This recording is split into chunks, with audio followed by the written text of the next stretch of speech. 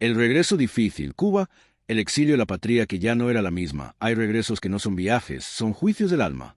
Hay regresos que no empiezan en un aeropuerto, ni en un puerto, ni en una carretera vieja llena de polvo. Empiezan mucho antes, en la memoria, en una canción escuchada de niño, en una foto familiar amarillenta, en una llave guardada durante décadas, aunque la casa ya no exista, en el relato de una abuela que murió soñando con volver, en el silencio de un padre que nunca pudo perdonar lo que le quitaron, en el dolor de una madre que enterró a sus muertos lejos de su tierra. Para millones de cubanos, Cuba no es solamente una isla, es una herida, es una promesa, es una ausencia que respira. Durante más de 60 años, el exilio cubano vivido con una idea clavada en el pecho: algún día Cuba será libre y entonces volveremos. Pero aquí surge la pregunta difícil, la pregunta que casi nadie quiere hacer en voz alta. ¿Qué significa realmente volver? ¿Volver a dónde? ¿A la casa que fue confiscada? ¿Al barrio que ya no es el mismo? ¿A la familia que se quedó y aprendió a sobrevivir bajo otras reglas? ¿A una nación que fue moldeada durante décadas por el miedo, la escasez, la vigilancia y la propaganda? El regreso a una Cuba libre no será simplemente una celebración. No será solamente una multitud en las calles, banderas ondeando, himnos, abrazos y lágrimas. Todo eso puede ocurrir, sí. Pero detrás de esa imagen luminosa habrá una realidad mucho más profunda, más áspera y más peligrosa. Porque una dictadura no destruye solamente la economía de un país, destruye la confianza, destruye el lenguaje moral, destruye la relación natural entre el ciudadano y la ley, destruye la propiedad, el mérito, la iniciativa, la familia, la fe pública y la esperanza. Después de más de 60 años de comunismo, Cuba no será una nación virgen esperando ser reconstruida por los que regresan. Será una sociedad herida, envejecida, empobrecida, desconfiada y dividida entre memorias distintas. La memoria del que se fue, la memoria del que se quedó, la memoria del que nació dentro del sistema y nunca conoció otra realidad, la memoria del que obedeció para sobrevivir, la memoria del que resistió y pagó el precio, la memoria del que recibió remesas, la memoria del que nunca recibió nada, la memoria del que perdió propiedades, la memoria del que vivió toda su vida dentro de una propiedad que antes pertenecía a otro. Y ahí comienza el verdadero drama. Porque cuando caiga la dictadura, si cae, no terminará automáticamente el conflicto cubano. Puede empezar otro conflicto distinto, el conflicto por el significado de la libertad. Durante décadas, el exilio ha imaginado el regreso como una reparación histórica. Y es comprensible. Hay familias a las que les quitaron casas, negocios, fincas, fábricas, farmacias, bodegas, centrales, tierras, iglesias, colegios, recuerdos. Hay personas que fueron expulsadas de su propia patria. Hay muertos, presos, fusilados, perseguidos, censurados, separados de sus hijos, marcados para siempre. Pero dentro de Cuba también hay heridas. Heridas diferentes, pero reales. Hay generaciones que crecieron sin libertad, sin propiedad, sin futuro, sin salario digno, sin instituciones confiables, sin posibilidad de hablar claro. Hay personas que no pudieron irse. Hay familias que se quedaron atrapadas. Hay cubanos que sobrevivieron haciendo colas, inventando, callando, obedeciendo a medias, mintiendo para comer, desconfiando para no caer presos. Entonces, cuando el exiliado regrese con la verdad de su dolor, se encontrará con otro cubano que también tiene una verdad dolorosa. Y si esas dos verdades no se reconocen, el regreso puede volverse amargo. Ese es el punto central de esta reflexión. No basta con amar a Cuba desde lejos, no basta con haber sufrido el exilio, no basta con tener razón histórica, no basta con traer dólares, experiencia, empresas o buenas intenciones. Para reconstruir una nación hay que entender primero el estado real de esa nación. El exiliado que regrese a Cuba tendrá que enfrentarse a una realidad que quizás no encaje con la Cuba que guardó en su memoria. Porque la Cuba que muchos recuerdan ya no existe. La Cuba de los viejos cafés, de las fincas familiares, de las casas con portales abiertos, de los negocios privados, de las escuelas religiosas, de las tradiciones cívicas, de los clubes, de los periódicos, de la vida anterior al comunismo. Esa Cuba fue destruida o deformada por el tiempo. No se trata de negar su valor. Al contrario, esa Cuba vive como raíz moral, pero no puede ser reconstruida como si el tiempo no hubiera pasado. La historia no se desanda. La historia no retrocede obedientemente para devolvernos el país exacto que perdimos. La historia deja ruinas, mezclas, heridas, deformaciones y nuevas realidades. Por eso, la gran tentación del exilio será intentar volver a una Cuba imaginada, no a la Cuba real. Y ese error puede ser grave. Porque una patria no se reconstruye desde la nostalgia solamente, se reconstruye desde la verdad. La primera situación posible en una Cuba libre será el choque entre el exiliado idealista y el cubano sobreviviente. El exiliado puede llegar pensando, vengo a ayudar. El cubano de la isla puede escuchar, viene a mandar. El cubano de la isla puede sentir, nos están tratando como ignorantes. El exiliado puede decir, venimos a invertir. El cubano de la isla puede pensar, vienen a comprar lo que queda del país. El exiliado puede decir, yo tengo derecho a reclamar lo mío. El cubano que vive en esa casa puede responder, yo nací aquí, mis hijos nacieron aquí, yo no fui quien te la quitó. Y ahí, en esa diferencia de interpretación, pueden hacer una nueva fractura nacional. El problema no estará solamente en lo que se diga, sino en cómo se perciba. Durante más de 6 décadas, el régimen comunista construyó una imagen venenosa del exilio. Lo llamó enemigo, gusano, traidor, mercenario, vendepatria. Aunque muchos cubanos ya no crean en esa propaganda, las palabras dejan sedimentos en la mente colectiva. Incluso cuando una mentira muere, su sombra puede seguir actuando. Por eso, el regreso del exilio no será recibido de la misma manera por todos. Habrá quienes abracen, habrá quienes lloren, habrá quienes pidan ayuda, habrá quienes tengan esperanza, pero también habrá quienes sospechen. Habrá quienes sientan envidia, habrá quienes recuerden viejas frases del régimen, habrá quienes teman perder lo poco que tienen, habrá quienes vean al exiliado como un privilegiado que llega tarde a repartir órdenes. Y no se debe despreciar ese sentimiento, no se debe insultar, no se debe responder con arrogancia, hay que comprenderlo, porque los países destruidos por dictaduras no reaccionan como sociedades sanas. Reaccionan como sociedades traumatizadas. Una sociedad traumatizada no confía de inmediato, no cree fácilmente en promesas, no distingue rápido entre ayuda y dominación, no sabe si el que llega viene a servir o a aprovecharse. Por eso, el regreso tendrá que ser un acto de humildad. No una entrada triunfal, no una conquista moral, no una revancha social, no una restauración arrogante. Tendrá que ser una entrada lenta, respetuosa, inteligente, consciente de que el cubano de adentro no es culpable automáticamente de que el exiliado haya sufrido, y de que el exiliado tampoco es culpable de haber escapado para salvar su vida, su familia o su futuro. La segunda situación posible será el nacimiento de una nueva élite cubano exiliada. Este es uno de los escenarios más delicados. Una Cuba libre necesitará capital, necesitará inversión, necesitará tecnología, necesitará bancos, necesitará infraestructura. Necesitará alimentos, transporte, hoteles, viviendas, carreteras, telecomunicaciones, energía, puertos, aeropuertos, hospitales, escuelas, seguros, créditos, tribunales, empresas y profesionales. ¿Quién tendrá más posibilidades de participar rápidamente en esa reconstrucción? El exilio. Porque el exilio tiene algo que la Cuba de adentro perdió durante décadas, experiencia en el capitalismo. Muchos cubanos fuera de la isla saben crear empresas, comprar propiedades, pagar impuestos, negociar contratos, obtener créditos, manejar seguros, importar mercancías, usar sistemas bancarios, administrar negocios y moverse en economías competitivas. Eso puede ser una bendición, pero también puede ser una bomba social. Si la reconstrucción de Cuba se convierte en una carrera donde solo los que llegan con dólares pueden comprar, invertir y decidir, entonces una parte de la población interna puede sentir que la libertad no llegó para todos. Puede sentir que la dictadura se fue, pero que el país cambió de dueños. Antes el Estado era el dueño absoluto. Ahora podrían aparecer nuevos dueños privados, muchos de ellos venidos del extranjero. Y entonces el resentimiento puede adoptar una frase peligrosa. Cuba no fue liberada, Cuba fue comprada. Esa frase, aunque sea injusta, podría convertirse en un arma política. Podrían surgir movimientos populistas diciendo, no queremos que los de Miami nos gobiernen.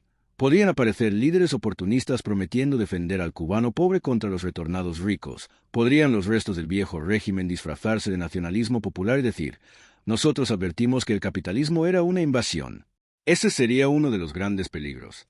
Porque si la libertad queda asociada en la mente popular con desigualdad inmediata, desalojo, humillación y pérdida, entonces la nostalgia por el comunismo puede reaparecer, no porque el comunismo haya sido bueno, sino porque la transición fue mal administrada. La libertad política necesita justicia económica mínima para sobrevivir, no igualdad artificial, no socialismo repetido, no castigo al que prospera, pero sin reglas claras, oportunidades reales y protección contra el abuso. Una Cuba libre tendrá que evitar que la primera imagen del capitalismo sea la del especulador, el usurero, el corrupto, el extranjero comprando barato y el antiguo funcionario comunista convertido en empresario. Porque ese sería el peor mensaje posible. La tercera situación será la batalla por las propiedades confiscadas. Este será tal vez el tema más explosivo de todos.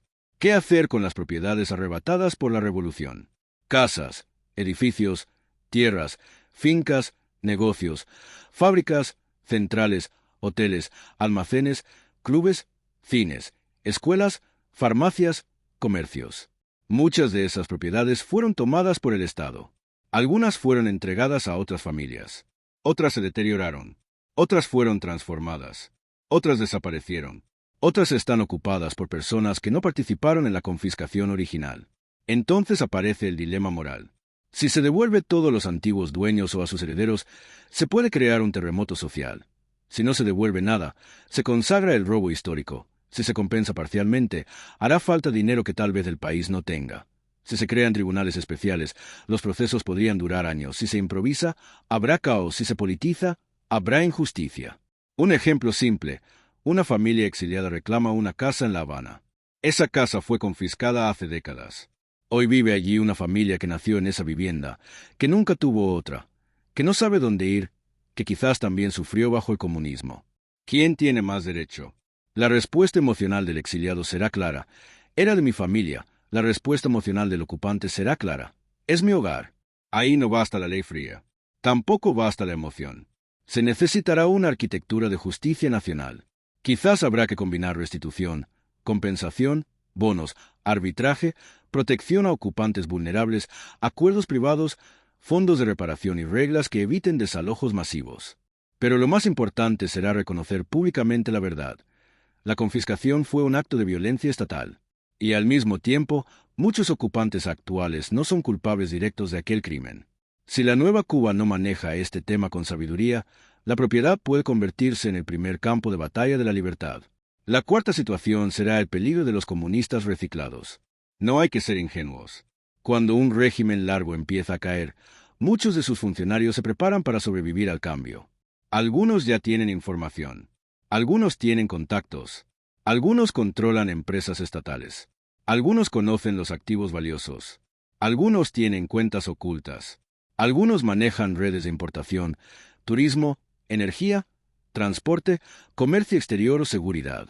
Cuando llegue la transición, esos mismos personajes pueden quitarse la camisa ideológica y ponerse el traje de empresarios. Ayer decían, patria o muerte, mañana dirán, libre mercado. Ayer denunciaban al capitalismo, mañana comprarán hoteles. Ayer perseguían al pequeño comerciante, mañana serán socios de inversionistas extranjeros. Ayer vivían del partido, mañana vivirán de privatizaciones oscuras.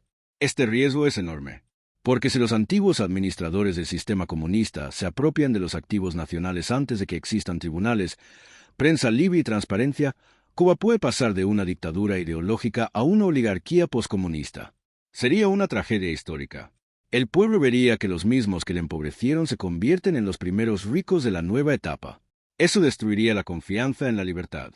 Por eso, una transición cubana tendría que incluir auditorías, revisión de activos estatales, transparencia en privatizaciones, leyes contra conflictos de interés, investigación de fortunas ilícitas y protección del patrimonio nacional.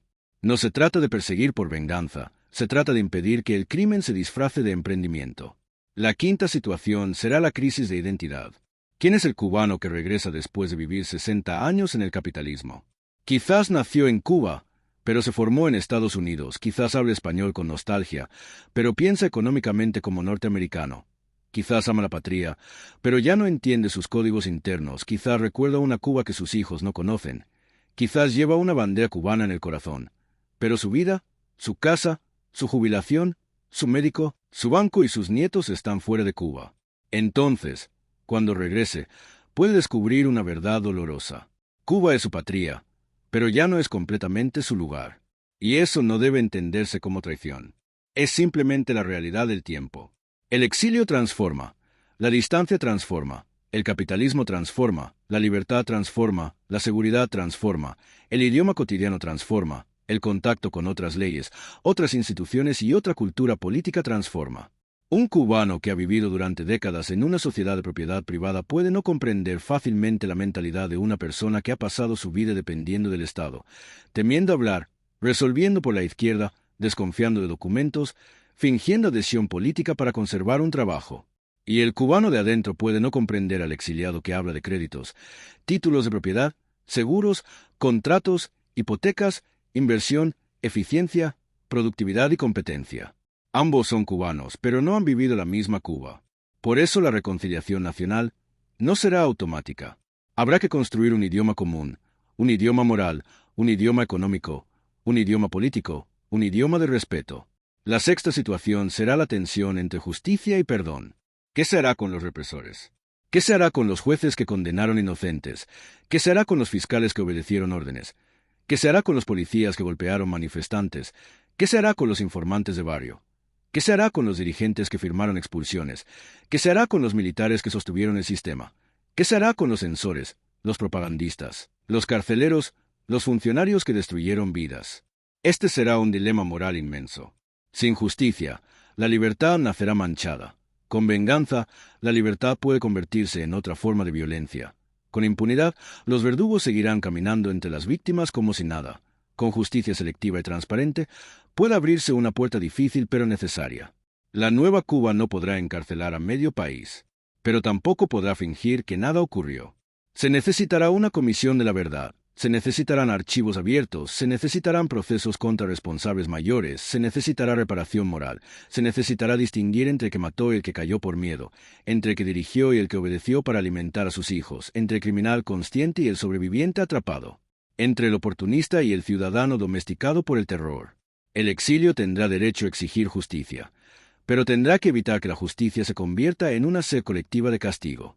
Porque una nación no se reconstruye con amnesia, pero tampoco se reconstruye con odio permanente.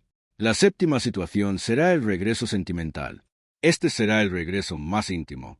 El anciano que vuelve a ver la calle donde jugó de niño, la mujer que busca la tumba de sus padres, el hijo que lleva las cenizas de su madre para cumplir una promesa, el nieto que pisa por primera vez la tierra de la que tanto oyó hablar, el hombre que se detiene frente a una casa y dice, «Aquí nací», la familia que camina por un pueblo donde ya nadie recuerda su apellido.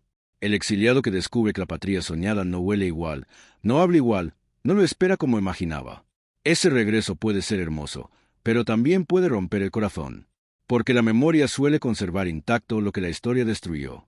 Una casa puede estar en ruinas, un barrio puede estar irreconocible, una finca puede haber desaparecido, una iglesia puede estar cerrada, una escuela puede haberse convertido en otra cosa, un vecino puede haber muerto, un pariente puede no querer hablar del pasado, un documento puede no existir, una propiedad puede estar ocupada por desconocidos, una calle puede tener otro nombre, un país entero puede mirar al que regresa como visitante. Ese será el regreso amargo de muchos.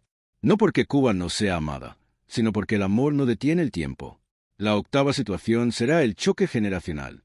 Los exiliados mayores pueden regresar buscando reparación histórica, los hijos del exilio pueden regresar buscando identidad, los nietos pueden regresar buscando curiosidad, raíces o negocio, los jóvenes dentro de Cuba pueden mirar todo eso con otra mentalidad.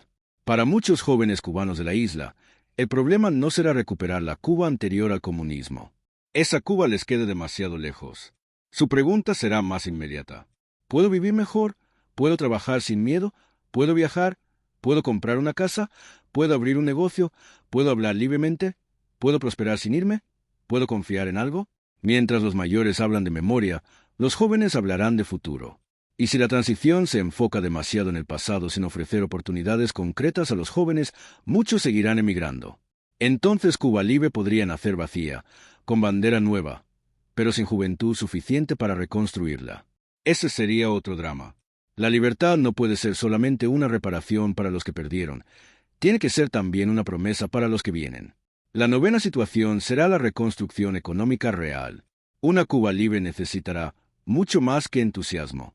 Necesitará producir alimentos, recuperar la agricultura, restaurar la infraestructura eléctrica, reparar hospitales, reformar escuelas, modernizar puertos, rehabilitar carreteras, limpiar instituciones, crear crédito, organizar propiedad, establecer moneda confiable, atraer inversión seria, formar jueces independientes, proteger contratos, garantizar seguridad, controlar corrupción, reconstruir una cultura de trabajo. El capitalismo no es simplemente abrir tiendas y poner precios. El capitalismo verdadero necesita ley, necesita confianza, necesita instituciones, necesita competencia limpia, necesita moneda estable, necesita tribunales que funcionen, necesita ciudadanos con derechos y responsabilidades.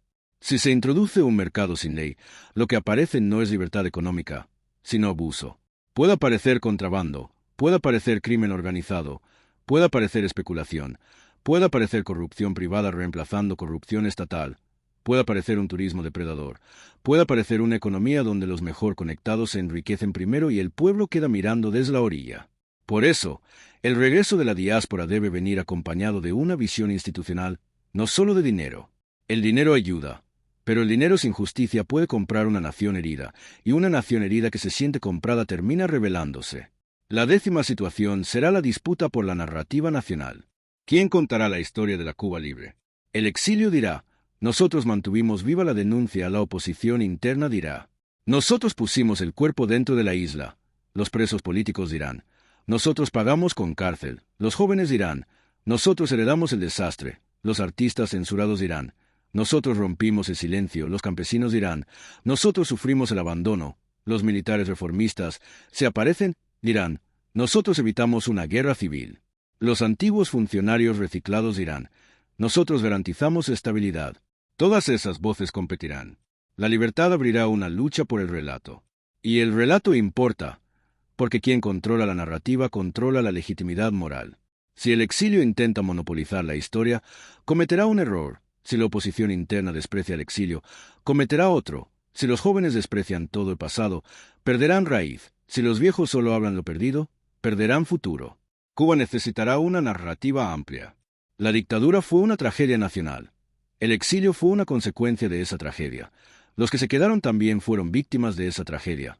Los que resistieron dentro y fuera forman parte de una misma memoria. Los que colaboraron con crímenes deben responder. Los que sobrevivieron sin poder elegir deben ser comprendidos. La nueva nación no debe fundarse en la humillación de un grupo sobre otro. La 11ª situación será el riesgo de una libertad sin reconciliación. Hay países que salen de una dictadura, pero no salen del odio. Cambian las banderas, pero no cambia la desconfianza. Cambian los discursos, pero no cambia el deseo de aplastar al adversario. Cambian las leyes, pero no cambia la cultura autoritaria. Cuba corre ese riesgo. Después de tanto tiempo bajo un sistema donde el poder aplastaba, muchos pueden creer que la política consiste en aplastar al contrario.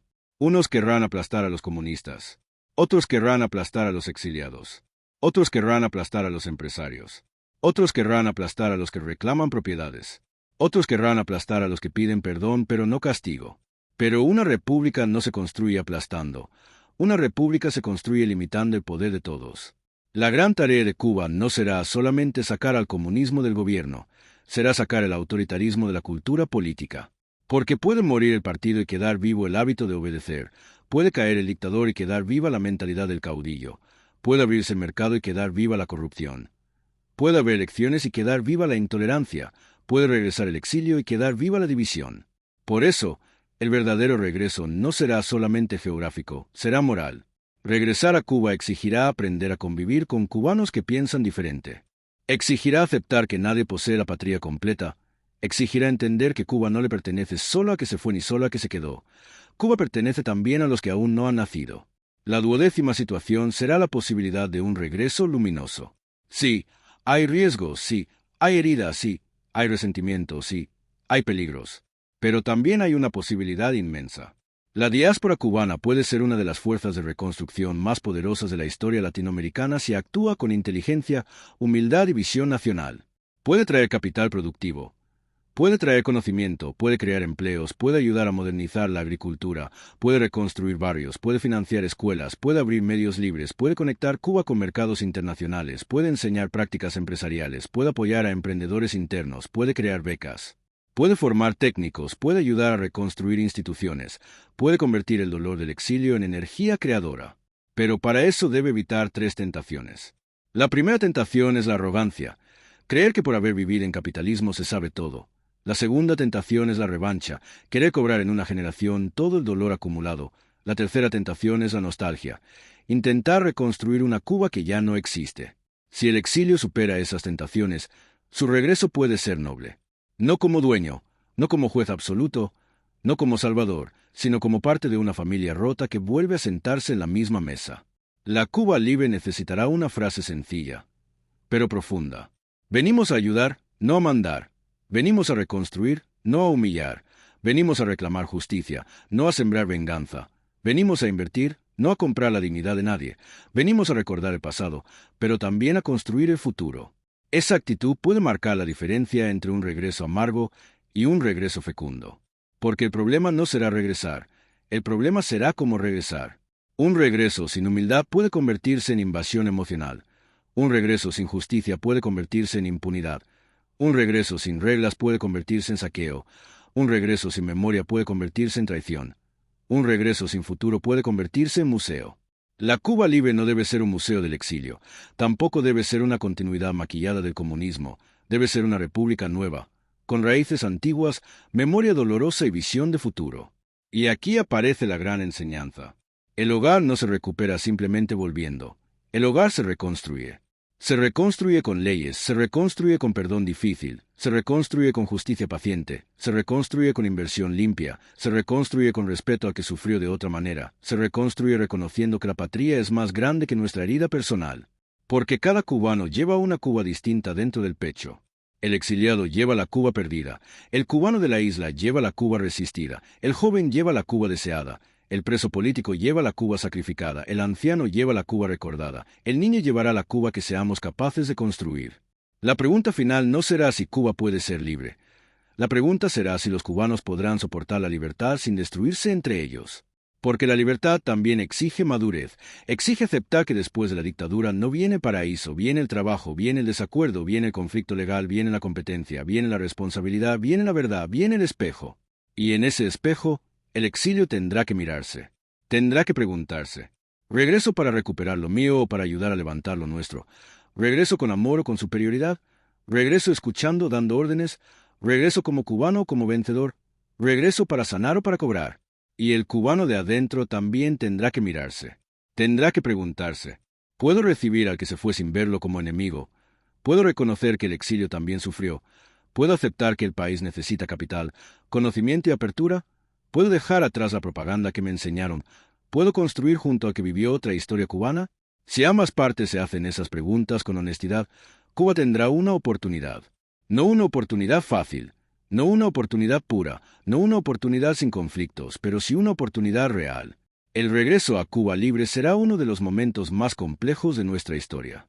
No será solamente el final de una dictadura.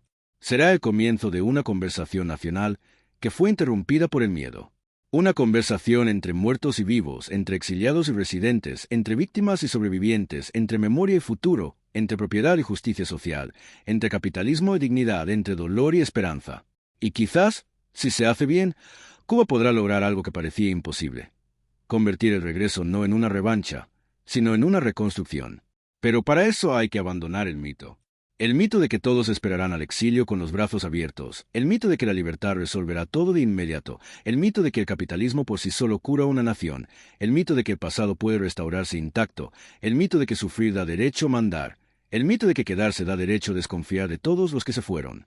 Los mitos pueden consolar durante el exilio, pero para reconstruir un país hacen falta verdades.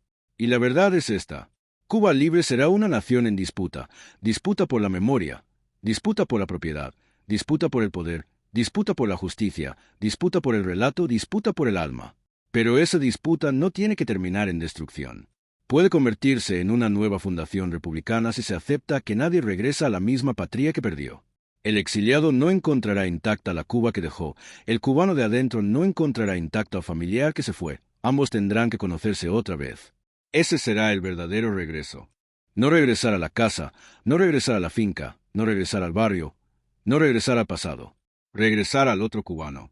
Mirarlo sin propaganda, escucharlo sin desprecio, discutir sin odio, reclamar sin aplastar, perdonar sin olvidar, castigar sin vengarse, invertir sin humillar, recordar sin quedar preso de la memoria. Cuba necesitará una nueva ética del regreso.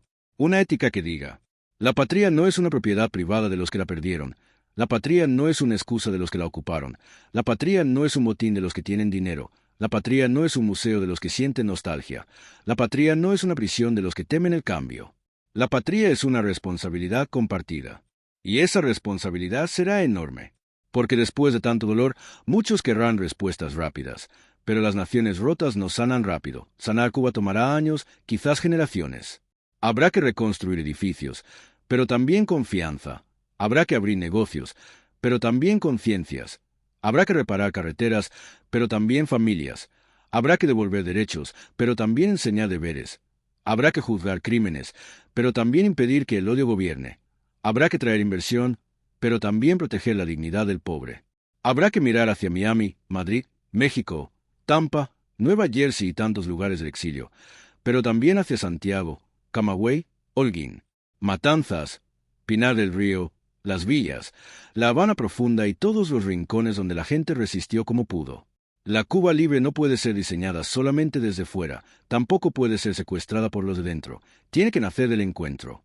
Y todo encuentro verdadero exige una renuncia. El exiliado tendrá que renunciar a la fantasía de que Cuba lo esperó inmóvil. El cubano de la isla tendrá que renunciar a la sospecha automática contra todo el que vuelve. Los antiguos comunistas tendrán que renunciar a la impunidad. Los nuevos empresarios tendrán que renunciar al saqueo. Los políticos tendrán que renunciar al caudillismo. Los ciudadanos tendrán que renunciar al miedo. Solo entonces el regreso podrá dejar de ser amargo. Porque el regreso amargo ocurre cuando uno vuelve buscando una patria imaginada y encuentra una realidad que no entiende. El regreso fecundo ocurre cuando uno vuelve dispuesto a comprender antes de reclamar, a servir antes de dirigir, a construir antes de poseer. Esa será la prueba moral del exilio cubano. Y también la prueba moral de la Cuba que quedó dentro. Después de más de 60 años, la libertad no será el final de la historia. Será apenas el primer capítulo de una obra más difícil. Aprender a ser una nación nuevamente. Una nación donde el pasado sea reconocido, pero no usado como arma eterna. Una nación donde la propiedad sea respetada, pero la justicia social no sea despreciada. Una nación donde el mercado produzca riqueza, pero no destruya la cohesión humana. Una nación donde las víctimas sean escuchadas, pero la venganza no gobierne. Una nación donde el exilio regrese, pero no como amo. Una nación donde los de adentro reciban, pero no como súbitos resentidos. Una nación donde la palabra Cuba deje de ser consigna y vuelva a ser casa. Quizás entonces, solo entonces, el regreso tendrá sentido. No porque devuelva exactamente lo perdido, no porque repare todo el dolor, no porque borre la historia, sino porque abrirá una posibilidad nueva. La posibilidad de que los cubanos, separados por océanos, ideologías, cárceles, remesas, propaganda, pobreza, éxito, miedo y memoria, puedan sentarse frente a frente y decir: nos hicieron demasiado daño, nos separaron demasiado tiempo, nos mintieron demasiado, nos robaron demasiado, nos enfrentaron demasiado, pero seguimos siendo responsables de lo que hagamos ahora. Y tal vez ahí comience la verdadera libertad. No en la caída de una estatua, no en el derrumbe de un partido, no en el regreso de un avión lleno de exiliados, no en la apertura de un mercado, no en una elección celebrada después de décadas. La verdadera libertad comenzará cuando Cuba pueda mirarse sin miedo. Cuando el exiliado pueda volver sin soberbia, cuando el residente pueda recibir sin resentimiento, cuando la justicia pueda actuar sin odio, cuando la propiedad pueda discutirse sin guerra, cuando la memoria pueda llorarse sin convertirse en prisión, cuando el futuro sea más importante que la revancha. Ese día, el regreso dejará de ser únicamente una herida. Y quizás, por primera vez en mucho tiempo, Cuba no será solo la patria perdida, ni la patria secuestrada, ni la patria soñada. Será la patria posible. Una patria imperfecta, difícil, discutida, dolorosa, pero viva. Y tal vez esa sea la lección más profunda. No se vuelve a Cuba para encontrar intacto lo que se perdió, se vuelve a Cuba para ayudar a crear lo que todavía no ha nacido. Porque el hogar, después de una tragedia tan larga, no se hereda completo. El hogar se reconstruye. Y Cuba, si algún día despierta libre, necesitará menos conquistadores de la memoria y más constructores del mañana. Ese será el verdadero desafío del regreso. Y también su última esperanza. Gracias por ver. Si les gustó el video, denle like y suscríbanse. Nos vemos pronto.